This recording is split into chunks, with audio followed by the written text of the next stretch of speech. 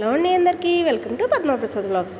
చిన్న చేపలు ఇలా ఫ్రై చేసుకొని ఆయిల్ రైస్లో వేసుకొని కలుపుకొని తింటూ ఉంటే ఆహా ఎంత బాగుంటుందండి. చాలా ఈజీ, చిటికలా అయిపోతుంది, చాలా టేస్టీగా ఉంటుంది. అసలు ఇలా చేసుకొని తింటూ ఉంటే ఆహా నోట్లో ఇంక మాటలు ఉండవు. ఎలా చేసానో చూసేద్దామా.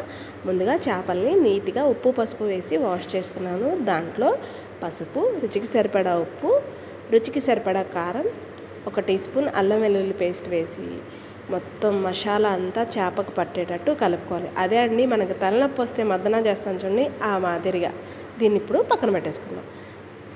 కడాయి పెట్టుకొని కొంచెం ఆయిల్ ఎక్కువ పడుతుంది వేసుకొని, ఆయిల్ వేడెక్కాక మనం మసాలా పెట్టుకున్న చేప ముక్కలన్నిటినీ కూడా నీట్గా ఒకదాని తర్వాత ఒకటి ఇలా ప్యాన్లో సపరేట్గా ముక్కలు అంటకుండా పెట్టుకోవడం వల్ల మనకి ఫ్రై చేసేప్పుడు ఈవెన్గా చక్కగా విడివిడిగా వచ్చేస్తుంది.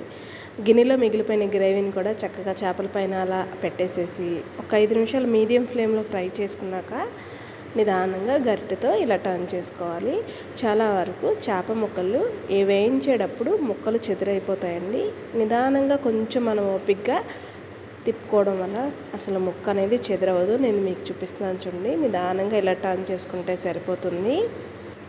చూసారా, చక్కగా ఫ్రై అవుతున్నాయి కదా. ఓకే, హైరాణ పడకుండా ఇలా వేయించేసుకొని కరకరలాడుతూ చాలా బాగుంటుందండి. చూడండి, నేను చూపిస్తున్నాను చూసారా, సింగిల్ పీస్ లాగా చక్కగా ఫ్రై అయ్యాయి కదా.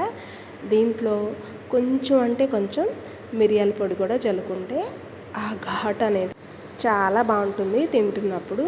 అలాగే దీంట్లో కొంచెం కొత్తిమీర, ఫైనల్ టచ్ చిన్న నిమ్మ చెక్క రసం పిండుకొని ఆహా మాటలు లేవండి. చూడండి ఎంత బాగుందో.